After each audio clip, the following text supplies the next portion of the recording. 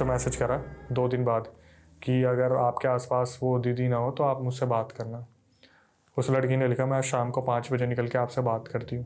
मैं शाम को 5 बजे प्रिपेयर बैठा हुआ हूँ, क्योंकि मेरी नज़र में ये था कि इस लड़की को बचाना चाहिए। शाम को 5 बजे कॉल करता हूँ मैं, तो वो मार्केट में लड़की बोलती है कि हेलो। मैंने बोला बेटा आपने ऐसे ऐसे मुझे बताया था। बोलती है हाँ हाँ हाँ हाँ। मैं बोला कि फिर आगे क्या करना है? बोली आप कौन? वापस से वही चीजें स्टार्ट हो सारा चुकी हैं। सब कुछ। मैंने बोला कोई नहीं बेटा, आपको याद नहीं। आप समझ गए। मैं बोला कि कोई नहीं, आप अपना ध्यान रखो। बोली पर आप हो कौन? मैं बोला आपने मुझे अपनी सारी रिकॉर्डिंग भेजी थी। बोली नहीं, मैंने आपको नहीं भेजी, कौन हो आप? मैंने बोला आपने अक्षय वशिष्ठ का नाम सुना? बोली नहीं। मैं बोला कि आप कहाँ पर हो? बोली दीदी से पूछ के बताऊंगी। भाई मैंने बोला कोई नहीं, आप कॉल रख दो, डिस्कनेक्टेड। भाई स्पीचलेस हूँ। ये है एक्चुअली में वशीकरण, जो आप देखते हो ना कि आप 7 समुंदर पार भी चले जाओगे ना, वो आपको 7 समुंदर पार से वापस बुला लेगी भाई चीज। मुझे एक चीज समझ नहीं आती कि वो लड़की इतना सब कुछ होने के बाद एक गलती दोबारा कर दी, बैंगलोर जाके उन दीदी से दोबारा मिल ली। अभी उसके बाद आपकी कोई बात हुई उनसे? अब नहीं हुई कोई बात। जो लास्ट था 2 दिन पहले, 1 दिन पहले बात हुई है मेरी उससे। भाई 2 दिन 1 दिन पहले की बात है। मैं खुद, खैर मेरे लिए भाई सच बताऊं बड़ी बात नहीं है। मैं इन सारे केसेस ऐसे देखता हूँ ना, मुझे पता चल जाता है कि किस लेवल का वशीकरण हो रखा है। भाई ये चीज अगर मैं आपको सही बताऊं ना, मेरी जगह अगर कोई किसी मूवी का अगर स्टोरी राइटर बैठा होता ना, शायद फाइनल कर देते। भाई ये स्टोरी फाइनल थी। मतलब आप चलो हम तो स्टोरी बोल रहे हैं सिंपली, लेकिन भाई ये रियल इंसिडेंट है। ये है। देखो सोचो भाई उनके साथ क्या हो रहा होगा, अभी फिलहाल क्या चल रहा होगा उनके साथ। देखो विकास भाई, मैं इसको ना इस तरीके से लेता हूँ कि दुनिया में क्या चल रहा है ना, उसमें आपका क्या रोल है ये आप डिसाइड नहीं करते। किसी को मेरे तक ये चीज़ पहुंचानी थी ताकि मैं इसको ऑडियंस के सामने बताऊं और ऑडियंस इसको एज अ सीख ले। बोलते हैं ना, किसी की गलती किसी की सीख। अगर हम में से कोई भी अगर उनकी किसी तरह हेल्प करना चाहें तो क्या कोई तरीका है? कोई तरीका नहीं है, कोई तरीका नहीं है भाई, आप फंस जाओगे। अगर उस लड़की से आप मिलोगे, उसने कपड़े फाड़ लिए, बोल दिया मेरे साथ कुछ हुआ है, तो हो गए। वो कुछ अपने साथ लेके आ गई, आपका बाल का कलेक्शन ले गई, अभी आपको ना सुन के सिंपैथी आ रही है, लेकिन मैं उससे गलती की सीख लेता हूँ। मेरी वीडियोस में मैं हमेशा moral of the story conclusion यही बताता हूँ कि जो मैं बता रहा हूँ उससे अगर आप सीख ले रहे हो तो आप समझदार हो, और अगर आप उसमें इन्वॉल्व होना चाहते हो तो आपसे बड़ा बेवकूफ़ कोई नहीं है। कोई कैमरे पे देख के पता क्या सोचेगा, अक्षय भाई आपने उसकी मदद क्यों नहीं की? भाई वो अपने आप में नहीं है। कल को मैं उसकी कोई हेल्प करना चाहूंगा, उसके पास जाना चाहूंगा और मेरे साथ कुछ हो जाएगा, अगर उसे बचाना होगा, वो हम तक आ गई है, आप लोगों तक आ गई है, अगर ये वीडियो उस तक पहुंच गई, उसे पता चल गया ये उसके बारे में कहानी है, मेरे तक कहीं ना कहीं अक्षय वशिष्ठ तक वो पहुंची है ना, मेरे चैनल को देखा, इंस्टाग्राम को देखा, ये वीडियो उन तक पहुंच जाएगी। अगर उन्हें उनके बारे में पता चल जाएगा कि मैंने ये सारी बातें बताई है तो उनको रियलाइज हो जाएगा, वरना मेरे जाने से, आपके जाने से कुछ नहीं होने वाला। बहुत सही कहा भाई आपने। मतलब सिंपैथी अभी भी है, लेकिन बस वही कुछ कर नहीं सकते हम। आप ये सोचो ना, मेरे अंदर सिंपैथी थी, मैं जल्दी से नहीं कनेक्ट होता, अपनी ऑडियंस के पास नहीं हो पाता, लेकिन मैंने कॉल करा टाइम निकाल के 5 बजे जो दिया टाइम था उस पर, वो फिर भी बोले दीदी से पूछ के। और सोचो मेरे बारे में उन्होंने ब्यूटिशियन को बताया, और फिर इन्होंने कोई प्लानिंग बनाई कि एक काम करते हैं हम अक्षय वशिष्ठ को बुलाते हैं, ये करते हैं वो करते हैं। भाई वो वशीकरण अलग लेवल का चल रहा है। मैं ये नहीं कहता कि मुझे बचाने वाले, उन्हें बचाने वाले कोई नहीं है, लेकिन कहीं ना कहीं जो चीज़ें हो रही हैं उनको सुधारने वाला भगवान है। जो चीज़ें हो रही हैं, ये चीज़ें करने वाले अच्छी मौत नहीं मरते, लेकिन अगर मेरे को आदेश नहीं मिल रहा है कि अक्षय तू इन्वॉल्वमेंट रख, तो मैं नहीं रख सकता। मुझे आदेश नहीं मिला अभी। मेरे को कहीं ना कहीं सेंसेस में आ जाता है, मेरे को आया था कि तू एक बार बात करके देख, ये मेरे लिए एक लेसन हो सकता है, और आप लोगों के एक लेसन हो सकता है एक, कि आप कैसे अपने आप को बचा के रख सकते हो। जी भाई। इसके बाद भाई ये वन ऑफ दी, मैं कहूँगा सबसे थ्रिलिंग स्टोरी है मेरे लिए। मैंने इतनी स्टोरी आपके साथ 2 पॉडकास्ट पहले कर चुका हूँ, इस बीच में और भी मेरे हॉरर पॉडकास्ट हुए हैं, बट यार this is one of the best, या फिर वन ऑफ दी मैं कहूँगा स्कैरियस्ट। थ्रिलिंग, चिलिंग, कुछ भी आप बोल सकते हो, लेकिन आप ये सोचिए ना, हमारे पास ये चीज़ें डेली आती हैं। अब इस चीज़ के साथ हम जब सोने जाते हैं तो आप सोचो हमारा क्या होता होगा। ये तो भगवान का अच्छा एक हाथ है, जिनके साथ मैं कनेक्टेड हूँ, उनका आशीर्वाद है। वरना आप इन चीज़ों के बारे में दिन में बात करो और रात को सोने जाओ, फिर देखो आपके साथ क्या होता है।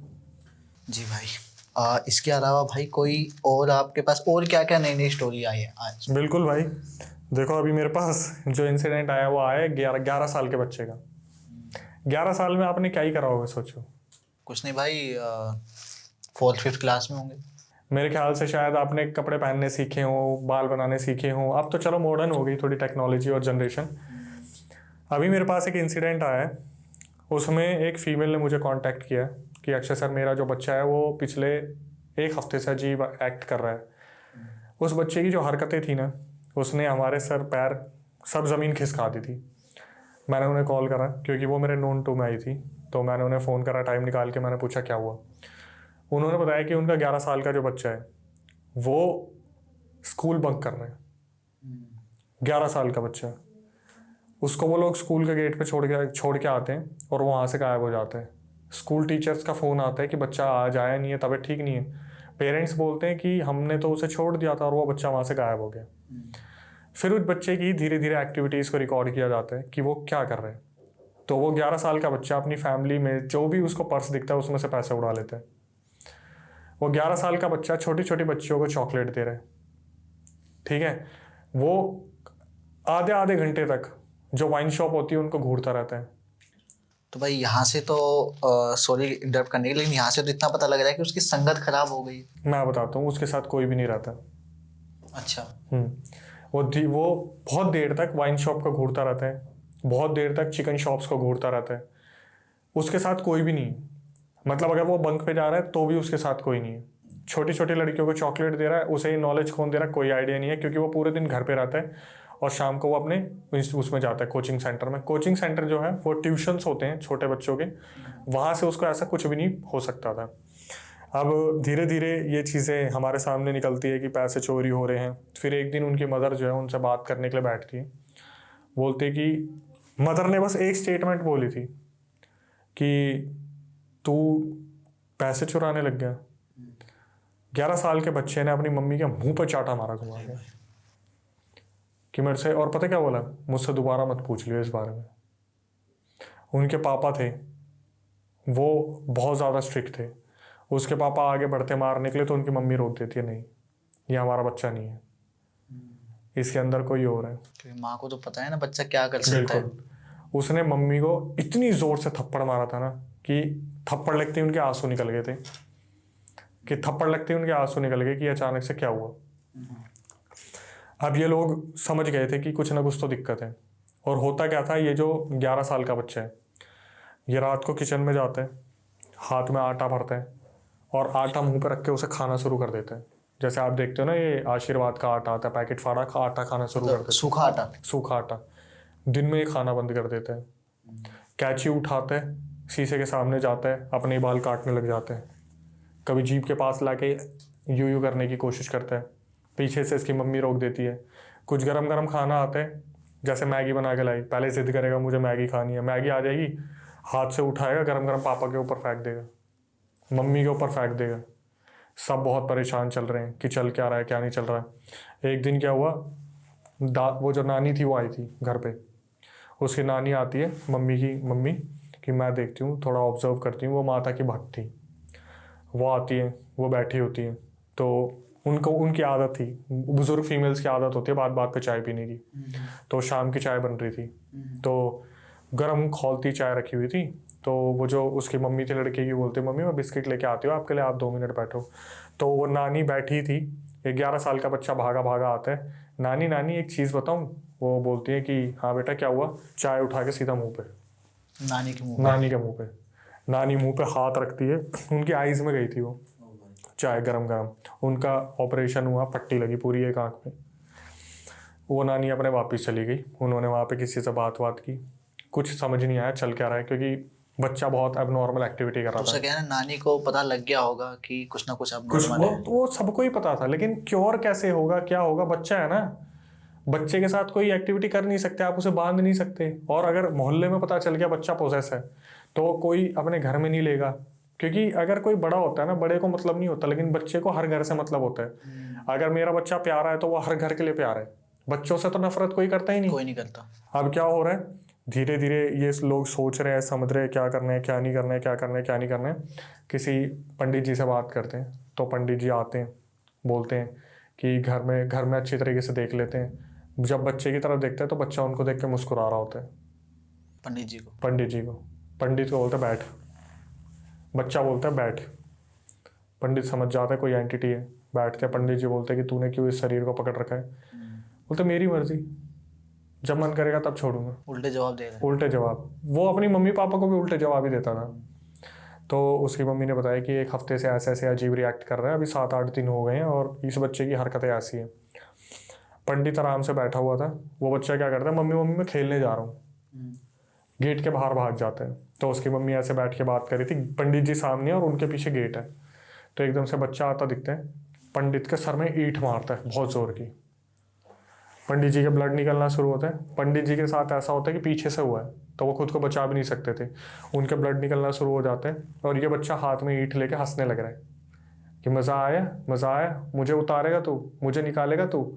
पंडित जी बोलते हैं कि मैं किसी सिद्ध पंडित से या बड़े तांत्रिक से बात करूंगा, ये कोई बड़ी ही शक्ति है। उनको पता लग गया कि भाई इसको झेलने के लिए, इससे सामना करने के लिए बहुत ज्यादा पावर लगने वाली है। देखो एक चीज़ बताता हूँ विकास भाई, जो जितना इनोसेंट होता है ना उससे आपकी एक्सपेक्टेशन इतनी नहीं होती। उन्हें लगा बच्चा है, बच्चे में क्या ही होगा। एग्जैक्टली कि उन्हें लग रहा है कि सामने बच्चा ही तो है। सर फोड़ दिया पीछे से, उनके तो पट्टी लगी। फिर वो आगे बात कर रहे थे तो समझ में नहीं आ रहा कि क्या चल रहा है। फिर उनको मैंने बोला, जो नोन टू थी कि एक काम करो, ऐसे ऐसे मेरे पास फोटो भेजो उसकी, ये भेजो वो भेजो। भाई जो फोटो उनको नॉर्मल दिख रही है ना, मेरे को उसमें उसका चेहरा ना ऐसे दिख रहा है टेढ़ा। आपको? मेरे को जैसे उसका चेहरा इस तरफ से किसी ने खींच रखा है, मुंह में हाथ डाल के ये नीचे वाला जबड़ा खींच रखा है। समझ गया। मैं उसकी मम्मी को बोल भी नहीं सकता क्योंकि उसकी मम्मी के तो प्राण निकल जाएंगे कि मेरे बच्चे के साथ क्या हो रहा है। मैंने फिर बाबा से बात की कि बाबा एक बार फोटो देखना है। उन्हें पता क्या दिख रहा है, उन्हें ये वाला जबड़ा खिसका दिख रहा है और दोनों आंखें ऐसे खींची दिख रही है इस तरफ, ऐसे टेढ़ा मुंह दिख रहा है। हाँ टेढ़ा मुंह दिख रहा है इस तरफ से, यूं जबड़ा उस तरफ जा रहा है, आंखें इस तरफ खींची हुई है। तो वो बोल रहे कि मेरे को ऐसा दिख रहा है, मैं बोल रहा हूँ मेरे को ऐसा दिख रहा है। फिर उन्होंने कुछ इलाज बताया, उस इलाज को ना रातों रात अप्लाई करते ही बच्चा अगले दिन हरकतें ठीक हो गई। हरकतें क्या ठीक हो गई, उल्टा बोलना बंद कर दिया, अपना डिसिप्लिन में आ गया, स्कूल जाना शुरू कर दिया। लेकिन पैसे चोरी की आदत, पैसे चोरी है तो जा कहाँ रहे हैं पैसे? बच्चा कुछ खा नहीं रहा, कहीं चॉकलेट वॉकलेट नहीं ले रहा, कुरकुरे वुरकुरे नहीं ले रहा, पैसे जा कहाँ रहे हैं? वाइन शॉप पे वो जा नहीं सकता, देख सकता है बस देख रहा खड़ा होकर कि इच्छा हो रही है ना, अगर उसके अंदर कोई एंटिटी है। तो एक दिन क्या करती है इसकी मम्मी, इसका पीछा करती है जब ये शाम को खेलने निकलता है। इसकी मम्मी को अब तक लग रहा था एक बच्चों के साथ खेलता है। ये क्या करता है, हमारा जो द्वारका है ना उसके पास एक शाहबाद स्मैट वो है स्टेशन है, रेलवे स्टेशन बिजवासन से होता हुआ निकलता है, उनके पास वो रहते थे। तो इसकी मम्मी, ये दिल्ली की बात है, ये अपने द्वारका की ही बात है। तो वो उसकी मम्मी पीछे पीछे निकलती है। तो क्या होता है, ये बच्चों के बीच में जाता है और इधर उधर देखता है। इसे जब दिखता है ना कोई नहीं है तो ये पटरियों के साइड चलना शुरू कर देता है। पटरियों के पास जाता है, वहाँ पर खोदता है और उसमें पैसे रख देता है। इसके हाथ में एक्चुअली में उस टाइम पे 4 से 6 हज़ार रुपए थे। वहाँ पर खोद के पत्थर रख के वहाँ से चला जाता है। फिर ये बच्चों के साथ खेलना शुरू कर देता है। इसकी मम्मी ये देखती है कि कहाँ पैसे दबाए इसने, किसको पैसे दबाए, क्या दबा क्या नहीं दबा। तो इसकी मम्मी देख रही होती है कि मैं निकालती हूँ जाके इसने जहाँ दबाए हैं। एक ट्रेन निकलती है, वहाँ से गुजरती है ट्रेन, एकदम से दिखता है कि कोई आघोरी, इतनी लंबी दाढ़ी, लंबे लंबे बाल, यहाँ पे ऐसे कुछ रखा हुआ उसने पूरा काला वाला अजीब सा, और वो खोद के पैसे निकाल रहा है। भाई यहाँ पे आपने वर्ड यूज किया अघोरी। अघोरी, लेकिन ऐसा बताते हैं अघोरी गलत चीजों में नहीं होते, देखो वो सिद्ध होते हैं। तो क्या ये सही है यहाँ पे अघोरी कहना? विकास भाई जो मेरे पास आया वो मैं बता रहा हूँ, ये मेरे पर्सनल थॉट नहीं है। जो उनका हुलिया था वैसा बताया। अब वो कोई तांत्रिक भी हो सकता है, कोई भी हो सकता है। तो यहाँ पे हम हुलिये के ऊपर फोकस कर रहे हैं। बिल्कुल, मैं रिकॉर्डिंग में जो है वो बता रहा हूँ, जो उन्होंने पूरा मुझे बताया, रिकॉर्ड करके भेजा। ये उनके वर्ड्स हैं। बिल्कुल, मैं कभी भी कोई चीज़ मंगवाता हूँ बिना रिकॉर्डिंग के नहीं मंगवाता, मेरे पास प्रूफ होना चाहिए। जी भाई। ठीक है, अब उन्होंने बताया उसकी वेशभूषा ऐसी थी। और मैं आपकी वैसे हाईलाइट करने के लिए बता दूँ, आघोरी अच्छे भी होते हैं और बुरे भी होते हैं। सिर्फ अच्छे नहीं होते, सिर्फ बुरे नहीं होते। ठीक है, तो क्या हुआ, वो खोदता हुआ दिखा उसे, तो उसकी मम्मी भागी। भागते हुए देखकर उस आघोरी ने क्या करा, पीछे मुड़ा और जो ट्रेन का लास्ट कोई डब्बा था या कोई दूसरा वो आ रहा था, इंजन होता ना आगे आगे का, उसमें चढ़ गया, उस पर उसको पकड़ा और उस पर लटक के रगड़ता हुआ, उसके पैर रगड़े इतने, वो जो जो भी था बंदा तांत्रिक आघोरी, जो उसके आधे पैर रगड़े हैं उन पत्थरों पे, फिर वो घसीट के उसके ऊपर चढ़ के और सिर्फ यूँ हाथ में लकड़ी पकड़ते हुए उसको देखता हुआ मुस्कुराता हुआ वहाँ से निकल गया। अब ये सिचुएशन इतनी ज़्यादा वर्स्ट हो गई थी कि वो जो लड़का है ना, वो कैसे ना कैसे बताए सॉल्यूशन से हो तो रहा था शांत, लेकिन प्रॉपर नहीं हो पा रहा था। तो फाइनली मैंने फ़ोन करा कि ऐसे ऐसे सिचुएशन ज़्यादा बिगड़ रही है, तो बाबा कुछ करना पड़ेगा। फिर उन्होंने कुछ चीज़ें बताई, कुछ चीज़ें उनके पास पहुँचाई, अपने शिष्य को बोला। फाइनली वो लड़का जाके ठीक हुआ है, लेकिन 100% वो अभी क्योर नहीं हो पाया, क्योंकि जब पता करवाया गया तो बाबा ने बताया कि इसके ऊपर कोई आघोरी ही छोड़ा गया। जो आघोरी मर गया था उसको सिद्ध करके किसी दूसरे ने इसके ऊपर छोड़ रखा। या अपने घर से पैसे चुरा के उसे दे देते हैं, अपने माँ बाप से गलत एक्टिविटी करते हैं। इसके अंदर जो आघोरी छोड़ा गया, शायद अपने टाइम पे जवान जब वो था तो उसके अंदर बहुत एग्रेशन तो था ही, साथ में बहुत कामनाएं थी वैसी उल्टी सीधी लड़कियों को लेके। तो ये चॉकलेट वगैरह देता है, खाता पीता रहा होगा तो अल्कोहल शॉप के सामने जाता है, मीट शॉप के सामने जाता है, लेकिन बच्चा है तो कोई देगा नहीं, कोई मिलेगी नहीं। इसने आतंक मचा के रखा था। अब फाइनली ये थोड़ा सा ट्रैक पे वापस आया। अच्छा भाई, इसमें हमने देखा कि अघोरी थे या जो भी था वो उन्होंने उसके ऊपर पोजेशन किया। यहाँ पे वो बच्चा था, लेकिन उनको ये पता था ये बात कि ये बच्चा ये लिमिटेड चीजें ही कर सकता है, तो उन्होंने बच्चे पर ही अटैक क्यों किया? इजी टारगेट इसलिए वो स्कूल से आ रहा था जब ये चीज़ें उसके ऊपर हुई थी। जो बाबा थे उन्होंने उनकी मम्मी को बताया था कि आप, बाबा तो जानते नहीं, बाबा ने बोला कि फ्लाईओवर क्रॉस करता हुआ आ रहा था, तो उसकी मम्मी बोली हाँ हमारे घर के पास फ्लाईओवर है। तो मैं बता दूं, जो पालम फाटक है उसके नीचे से फ्लाईओवर निकलता है, वो बच्चा वहीं से आ रहा था। तब उसके ऊपर कोई चीज़ छोड़ी गई थी। हो सकता है कि उसने मटके पे पैर मारी हो, हर चीज़ सामने निकल के नहीं आती, लेकिन पता चल गया था किसी आघोरी को उनको छोड़ रखा, आघोरी को। जी भाई, तो इसी बीच में भाई मैं चाहूंगा कि अभी हम बात करें कुछ डायन के बारे में, चुड़ैल के बारे में। एक चीज आजकल बहुत चल रही है, कर्ण पिशाचिनी, स्किन वॉकर, काफी सारी चीजें। इनसे रिलेटेड कोई स्टोरी आपके पास? स्टोरी नहीं है भाई, ये रियल घटना है। जी भाई, रियली सॉरी, मैं स्टोरी कह रहा हूँ, रियल स्टोरी या फिर रियल इंसिडेंट। मुझे बहुत हर्ट हो रहा है जब भी आप बोलते हैं ना स्टोरी, तो स्टोरी ऐसा लगता है ऐसा बनावटी है। नहीं, लेकिन ये मेरी उन ऑडियंस के लिए थोड़ा ठेस होगा जो मुझे अपनी रियल इंसिडेंट या रियल स्टोरी कह सकता हूँ मैं। इसे रियल इंसिडेंट ही बोलिए, स्टोरी फिर वही हो जाएगा। तो रियल इंसिडेंट आप कुछ और हैं जो बताना चाहोगे? हाँ, मैं कर्ण पिशाचिनी का आपको बताता हूँ। ये एक ऐसी चीज थी जिसने मुझे बहुत ज्यादा झंझोड़ दिया था, क्योंकि ये ऐसे टाइम पे हुआ था जब मैं नहीं चाहता ऐसा कुछ हो। भाई सबसे पहले स्टोरी स्टार्ट करें, क्या आप बता सकते हो कि कर्ण पिशाचिनी होती क्या है? इंसिडेंट, स्टोरी नहीं इंसिडेंट। इससे पहले हम इंसिडेंट पे आए, क्या आप बताएंगे कि कर्ण पिशाचिनी होती क्या है? बिल्कुल, मैं बताता हूँ। कर्ण पिशाचिनी को सिद्ध किया जाता है, ये एक ऐसी एंटिटी होती है जो आपकी सारी ख्वाहिशें पूरी कर सकती है, लेकिन इन रिटर्न इनको कुछ ना कुछ चाहिए होता है। और ये आपसे वादा लेती है कि जब ये चीज़ मांगेंगी तो आपको उन्हें वो देनी पड़ेगी, चाहे वो आपकी जान ही क्यों ना हो। हम उनको बुला सकते हैं? आप उन्हें सिद्ध कर सकते हो, लेकिन उन्हें सिद्ध करना इतना आसान नहीं होता। और हमारे इंडिया में बहुत बड़े बड़े बाबा बैठे हुए हैं जो टीवी पे भी आते हैं, जिनको कहते हैं कि इन्होंने कर्ण पिशाचिनी को सिद्ध कर रखा है।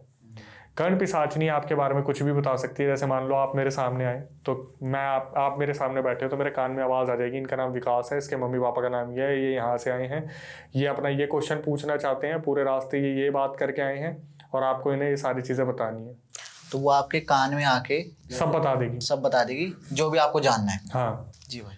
जैसे आप देखते हो कुछ बहुत बड़े बाबा है जो आप उनके सामने बैठोगे तो वो आपको सब कुछ बता देते हैं, तो उन पे हमेशा से एलिगेशन लगता है कि इनने कर्ण पिशाचिनी को सिद्ध कर रखा है। ठीक है, अब बताता हूँ कर्ण पिशाचिनी का सीन क्या था। ये बोलते हैं कि दिल्ली गुड़गांव हाईवे के बीच एक कर्ण पिशाचिनी रहती है आज भी। ठीक है, और ये मुझे किसने बताया? ये एक बहुत बड़ी सिद्ध फीमेल तांत्रिक थी जो हिमाचल में रहती है। उनसे एक दिन मेरी बात हो रही थी, तो मैं ऐसी बात कर रहा था उनसे कि कुछ ऐसे इंसिडेंट बताओ जो मैं पब्लिक को बता सकूं, ये वो, क्योंकि मैं चाहता हूँ कि ना इन्फॉर्मेटिव ज़्यादा पता चले चीज़ें। दिल्ली गुड़गांव हाईवे से तो भाई हम आते जाते रहते हैं। हाँ, मैं बताता हूँ ये टॉपिक मैंने क्यों चूज किया है, क्योंकि आपकी कभी भी उनसे मुलाकात हो सकती है उस कर्ण पिशाचिनी से। अभी कुछ दिन पहले मैं और मेरी पूरी टीम ही थी, आगरा गए थे। नहीं, आगरा तो हम गए थे, दिल्ली गुड़गांव की बता रहा हूँ मैं। हमारी पूरी टीम 3-4 लोग थे हम, दिल्ली गुड़गांव हाईवे पे रात को 2-2 बजे तक। दिल्ली जयपुर रास्ता तो वही, एक ही बात है भाई। तो वहां पे हम रात को 2-2 बजे तक भी घूमे हैं। लकीली हमें ऐसा कुछ नहीं हुआ। मैं बताता हूँ। तो एक फीमेल तांत्रिक है जो हिमाचल में रहती है, बहुत क्लोज है मेरे, कभी कभार उन्हें दीदी बोलता हूँ मैं जब बात होती है। तो उनसे मैं बोल रहा था ऐसा कोई इंसिडेंट जो आपने बताया हो। तो अप्रोक्सीमेटली रात के 11:30 बज रहे थे, मैं शूट पे से उठा था और आपने मेरा सेटअप देखा, पूरा रेड है, डरावना सा है बिल्कुल, वो वाइब्स निकल के आती हैं। कई लोगों ने डर से भी कमेंट करें कि भाई बैकग्राउंड चेंज कर लो, बड़ा डरावना है। तो मैं 11:30 बज रहे थे, 11:45 अप्रोक्सीमेटली टाइम होने वाला था। और ये टाइम वो होता है जब 12 बजे से लेकर 3-4 बजे तक ये चीज़ें बहुत एक्टिव रहती हैं, बहुत स्ट्रॉन्ग रहती हैं। मैं कोशिश करता हूँ मैं 10-11 बजे से 12 बजे से पहले निपटा लूँ अपना शूट सारा का सारा। तो फ़ोन पे बात चल रही थी, तो उन्होंने बोला कि अच्छा तेरे को ना मैं एक रियल इंसिडेंट बताती हूँ कर्ण पिशाचनी का, जो उनके पास कुछ आया था ऐसा, क्योंकि वो भी केसेस देखती है, तांत्रिक है। मैं बोला बताओ बताओ। बोली तू कहाँ है? मैं बोला मैं स्टूडियो में हूँ। बोली अच्छा अच्छा, बैठ जा, आराम से बैठ जा। मैं बोला बैठूंगा नहीं, अभी शूट करके बैठ के ही उठाऊँ, मैं बहुत देर से बैठा हूँ। बोली तेरे को पता है गुड़गांव जयपुर दिल्ली का जो हाईवे कनेक्ट होता है वहाँ पे ना कर्ण पिशाचनी रहती है। मैं बोला कर्ण पिशाचनी रहती होगी, अच्छी बात है। मैं बोला इंसिडेंट क्या है इसमें, क्या हुआ ऐसा?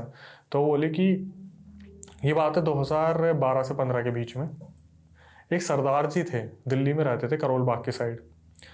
उनका बिजनेस बहुत लॉस में जा रहा था, बहुत ज़्यादा लॉस में जा रहा था, और वो तंत्र मंत्र के हर उपाय ढूंढ रहे थे जिससे उनका बिजनेस ठीक हो जाए। वो एक बहुत ही सिद्ध तांत्रिक के पास पहुंचे और उन्हें बोला कि मेरा ना बिजनेस चला दो, मुझे पैसा चाहिए, आप मेरे से मेरी ज़िंदगी के 10 साल मांग लो, मैं आप अपनी ज़िंदगी के 10 साल दे दूंगा, लेकिन मुझे पैसा चाहिए कि मैं, बोलते हैं ना, अपनी ज़िंदगी ऐसे जियो जैसे कि आखिरी हो, हर पल आखिरी हो, मेरे को खूब मौज मारनी है। तांत्रिक उसकी आंखों में लालच देखते हैं और उनसे बोलते हैं कि अगर ऐसा कुछ हुआ कि तू 1-2 साल मौज मारे, 5-6 महीने मौज मारे और फिर तेरी मौत हो गई, तो बोला मुझे उससे मतलब नहीं है, मुझे आज के टाइम पे सिर्फ और सिर्फ पैसे से मतलब है, मुझे पैसा जितना जीना दिलवाना मजे से जीना है। बस। तांत्रिक उसे बोलता है कि सुन बेटा, जिंदगी से बढ़ के ना कुछ नहीं होता। और वो सरदार जी लगे पड़े हैं कि मेरे को कोई मतलब नहीं, मेरे को करोड़ों इतना पैसा दे दो ना कि मैं बस जी लूँ, अपनी ज़िंदगी जी लूँ। तो तांत्रिक बोलते हैं ठीक है, एक काम करना, दिल्ली जयपुर के बीच में एक जगह आती है, मैं वो जगह जानबूझ के डिस्क्लोज नहीं कर रहा कि कोई लालच होगा जिसके दिमाग में वो पहुंच जाएगा। वहाँ पर थोड़ा जंगल एरिया पड़ता है, वहाँ पे तू अंदर जाएगा तो वहाँ पर तेरे को एक कुटिया दिखेगी, उस कुटिया के पास तेरे को एक फीमेल दिखेगी, उससे तू जाके बात कर, वो तेरी सारी इच्छाओं को पूरी कर देगी। सरदार जी रातों रात जाते, उन्हें बोला गया था अकेले जाना आप, उन्हें तो एग्जैक्ट जगह बता दी गई। उन्हें बता दी थी, मेरे को भी पता है। अच्छा अच्छा, बोला कि ऑफ कैमरा डिस्कस करेंगे। हाँ ऑफ क्या, आप भी जाओगे लग रहा है। नहीं नहीं नहीं, अभी सुन लोगे तो नहीं जाओगे आगे। सरदार जी वहाँ पहुँचते, उन्हें बोला गया था कि आप अकेले जाना, ड्राइवर को लेके मत जाना, और वहाँ पर आपको गाड़ी लगा के कम से कम आपको 15 मिनट अंदर पैदल जाना है। सरदार जी ने सब कुछ तांत्रिक को बताया। फिर तांत्रिकों में इन चीज़ों के ऊपर डिस्कशन होता है जब सारे तांत्रिक मिलते हैं कि किससे क्या गलती हुई, किसने किसको गलत डायरेक्शन दी। तो इन तांत्रिक के ऊपर एलिगेशन उठा था बाद में, तो इन्होंने सरदार जी को बता दिया था सब कुछ। सरदार जी उस लोकेशन पर पहुंचे, उतरने के बाद सरदार जी की हवा टाइट हो गई कि मैं कहाँ आ गया, बहुत घनेरा जंगल। वहां पे जाके उनका थोड़ा सा रियलाइज हुआ कि गलती कर मैंने गलती करी है, लेकिन फिर भी पैसा भारी है सर पे। बोले मैं अंदर जाके देखता हूँ। उस जंगल के अंदर वो धीरे धीरे चलने लगे। एग्जैक्ट 15 से 20 मिनट बाद उन्हें दिखता है कुटिया है, एक कुटिया है वहाँ पे, और कुटिया के आगे चारपाई बिछी हुई है और उस चारपाई पे एक फीमेल लेटी हुई है आराम से, घनेरे बाल है उसके लंबे लंबे। रात के टाइम अब इन्हें याद आ गया यही है वो जिनसे मुझे सॉल्यूशन लेना है। तो घनेरे बाल है, बुजुर्ग दिखने में है, और वो उन्हें बोल रही है, सरदार जी जाके बोलते हैं कि मुझे उन बाबा ने भेजा है और मुझे अपनी मांगे पूरी करवानी है, मुझे उनसे मिलवा दो जिनके लिए मुझे भेजा है। तो वो उठ के बैठती है, बाल घुमा के, पूरा ऐसे जैसे यूं घुमाती है ना बाल, यूं घुमा के यहाँ से बाल उड़ के उनके इस तरफ आ जाते हैं। बैठ के बोलती है बताओ आपको क्या चाहिए। बोलते हैं कि उनसे मेरी डायरेक्ट बात करवा दो जिनके लिए मुझे भेजा गया है। वो बोलती है मैं ही हूँ वो कर्ण पिशाचनी जिससे तुम्हें सिद्ध करके तुम्हें बात करनी है। तो सरदार जी बोलते हैं ऐसे ऐसे पिछले 2-3 साल से मेरे बिजनेस में लॉस हो रहा है और मेरा कुछ भी अच्छा नहीं हो पा रहा। तो बोलती है कि कुछ मांगे मेरी होंगी, कुछ मांगे तेरी होंगी, जो तुझे चाहिए होगा तुझे मिलेगा, जो मुझे चाहिए होगा वो मुझे मिलेगा, मांगूंगी नहीं मुझे मिलेगा, मतलब जिस दिन मैंने बोल दिया उस दिन मिलेगा। मतलब कि एक और चीज भाई, मान लो हम उनके पास चले गए या फिर वो गए, वहां जाने के बाद उन्होंने अपनी मांगे बताई, क्या उनके पास ऑप्शन है मांगे सुनने के बाद वो मना कर दें? बिल्कुल कर सकते हैं बिल्कुल। ना? ठीक है। तो सरदार जी ने बोला कि मुझे सिर्फ पैसे से मतलब है, मुझे सिर्फ पैसा चाहिए। तो उस कर्ण पिशाचिनी ने बोला तुझे सिर्फ पैसे से मतलब है और मुझे सिर्फ खून से मतलब है। हर महीने मेरे पास खून आना चाहिए, मतलब कि मैं तेरे को सब कुछ दूंगी, इन रिटर्न तो मुझे खून ला के देगा। किसका? उसका खून, खुद का। खून मुझे वो पीना है। तो मुझसे कुछ ले रहा है, मैं तुझसे कुछ ले रही हूँ। तो सरदार जी जल्दी जल्दी में इतने एक्साइटेड हो जाते कि वो पूछते कि कितना खून, कैसा खून, ये सब तो पूछते नहीं, बोलते खून चाहिए, ठीक है ले लो। बोले अभी नहीं, जब तेरी सारी चीज़ें पूरी हो जाएंगी तब तो खुशी से मुझे दियो। सरदार जी वहाँ से निकलते हैं, खुशी खुशी होकर अपनी गाड़ी में बैठते हैं। पहला कॉल उनके पास तभी आ जाता है कि आपकी जो डील थी वो फाइनल हो गई। अब सरदार जी वहाँ पे खुश हो गए, भाई साहब पैसा बरसना शुरू हो गया, पहली डील पे ही उनके लाखों रुपए बनने स्टार्ट हो जाते हैं। तो उन्होंने कोई फिगर या कुछ बताया होगा ना कि इतना चाहिए मुझे? बिल्कुल बिल्कुल, इतना फिगर नहीं होता। मतलब एक टारगेट होता है। देखो, अगर आपके सामने कोई जिन प्रकट होगा तो आप बोलोगे मुझे 1 करोड़ चाहिए, आप क्या बोलोगे? भर दे मेरे को, बरसा दे मेरे पे जितना बरसा सकते हैं, ठीक है। तो सरदार जी वहां से निकलते हैं और उनका बिजनेस लाइन पे आना शुरू हो जाते हैं। और ऐसे दिन आ जाते हैं ना, जैसे ये दिन मैंने नहीं देखे, आपने भी नहीं देखे होंगे, कि अचानक से मेरे पास खुद क्लाइंट चल के आ रहे हैं, हमें तो सिर्फ आपसे ही काम करवाना है, हमें सिर्फ आपसे ही काम करवाना है। उनके पास खुद चल के आ रहे लोग और ऐसे ऐसे सारे उनको अप्रोच कर रहे हैं, हमें सिर्फ आपसे काम करवाना है, सिर्फ आपसे ही बात करनी है, आपके प्रोडक्ट चाहिए, ये हुए। सरदार जी के पास फिर दोबारा करोड़ों रुपए इकट्ठे हो गए। फिर एक दिन उन बाबा का फोन आता है कि ऐसे ऐसे वहाँ पे आपको जाना है, आपकी चीज़ें पूरी होगी। वो कर्ण पिशाचनी अब अपनी चीज़ों के बारे में आपसे बात कर रही है। इस दौरान क्या होता था, कर्ण पिशाचनी की उसके कान में ना, सरदार जी के कान में आवाज़ आती थी, आ जा आ जा आ जा। तो सरदार जी उस चीज़ को बहुत हल्के में लेते थे, इग्नोर करते थे। मेरे पास आ गया पैसा, मेरा क्या ही कर लेगी, मेरे आगे कौन है अब? कौन क्या है, पैसे से तो सब खरीदा जा सकता है। तो जब बाबा का फोन जाता है कि तेरे को पहुंचना चाहिए, तेरे को दिक्कत हो सकती है, ये फिर भी उसे इग्नोर करता है कि जब मर्जी होगी तब जाऊंगा, ऐसे थोड़ी ना चला जाऊंगा। तो पहली बार ऐसा होता है कि अचानक से ना रातों रात इसको लॉस होता है बहुत बड़ा, जैसे कोई फैक्ट्री में आग लग गई, कुछ ऐसी आग लग गई।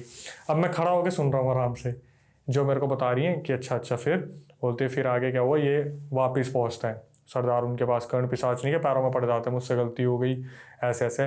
वो उठाते बोलते कोई नहीं। जब आँख खोले तभी सवेरा। बोलते कि मेरे को एक थैली से आगे करती है, इतनी बड़ी, बोलती है इसमें तेरा खून चाहिए हर महीने। एक इतनी बड़ी बोतल, थैली जो होती है ना, थैली टाइप होती है, हाँ। जो पाउच होता है, उसमें बोलते हैं हर महीने इसमें मेरे को तेरा खून चाहिए। यार भाई हर महीने इतना खून कहाँ से लाएगा? वही बात है ना। लेकिन वो कुछ भी नहीं, वो बोलता है कि ठीक है जैसा भी हो पाएगा मैं दूंगा। पहला खून वो अपना निकलवाता है बॉडी से और एक पाउच में भर के देते हैं। उसे नहीं आइडिया था कि कितना निकल पाएगा कितना नहीं निकल पाएगा, उसने दे दिया। उसके अंदर बहुत कमजोरी आ गई, बहुत ज़्यादा। लेकिन बोलता है ना पैसा है, कुछ भी हो जाएगा। तो वो अलग अलग जगह पे पता करता है कि मेरा खून और कैसे जल्दी डेवलप्ड होता है, हो जाएगा, नहीं कोई सॉल्यूशन मिलता। अगले महीने अब इसके सामने क्या सिचुएशन आ गई, या तो खून दे या बिजनेस खत्म होगा तेरा। अगले महीने फिर इसने खून पहुंचाया, तीसरे महीने फिर खून पहुंचाया, चौथे महीने इसके शरीर में खून ही नहीं।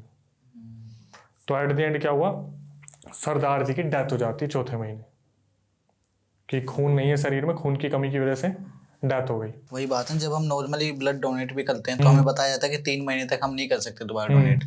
लेकिन हर महीने अगर इतना खून दे रहा है कोई, तो भाई खून तो खत्म 3 होना महीने है। के बाद वो शरीर में ब्लड की कमजोरी की वजह से उसमें नहीं रिकवर कर पाओगे भाई। अब इसको ये मान सकते हैं कि लालच बुरी बला है। फिर क्या हुआ, मैं बोला कि अच्छा ऐसा है क्या। अच्छा, फिर मैंने उनसे पूछा जो तांत्रिक थी कि तो इसमें आप बताना क्या चाह रहे थे।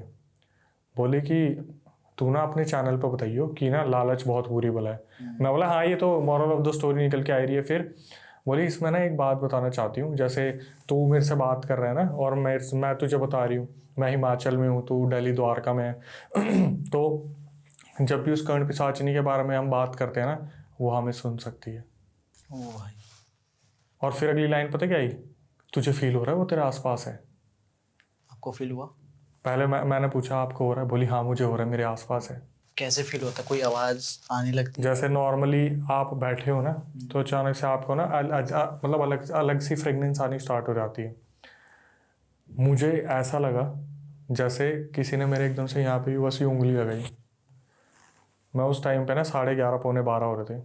मैंने थोड़ा सा जोश दिखाया, हनुमान चालीसा मन में लगा के, कि मेरे को तो ऐसा कुछ फेस नहीं हो रहा, मतलब मुझे ऐसा कुछ फील नहीं हो रहा। उस चीज को इग्नोर करते हुए कि भाई कुछ नहीं है। एग्जैक्टली ऐसे ही मैंने कहा कि मेरे को तो ऐसा कुछ फील नहीं हो रहा। मैं अब नीचे गया, मैंने अपना व्हीकल उठाया, मैं वहाँ से निकला। 5 मिनट बाद जाने के बाद ना मैंने गहरी सांस ली कि एक्चुअल में अगर कोई भी रात को इस बारे में सुन रहा है और वो चाहेगा कि वो कर्ण पिशाचिनी आपको फील हो, तो वो फील होगी। कोई भी है, कोई भी अगर मैं चाहूँ, रात को, मतलब वहाँ जगह पे जाना कंपल्सरी, नहीं, आप कहीं पर भी कहीं भी हो, अगर ये स्टोरी आप सुन रहे हो, अगर आप उसको फील करना चाहो तो वो आपको फील करवाएगी कि वो कहीं कहीं से सुन रही है आपको फील होगा कि कहीं ना कहीं आपके आगे पीछे कोई है। और मैं 10 मिनट तक वहाँ पे रुका, मैंने पानी वानी पिया, अपने आप को बहुत काम डाउन करा, हनुमान चालीसा लगाई, मैंने एक बारी पूरी सुनी। उसके बाद मैं अपने घर गया। स्टूडियो में कम से कम 2 से 3 दिन तक नहीं गया था।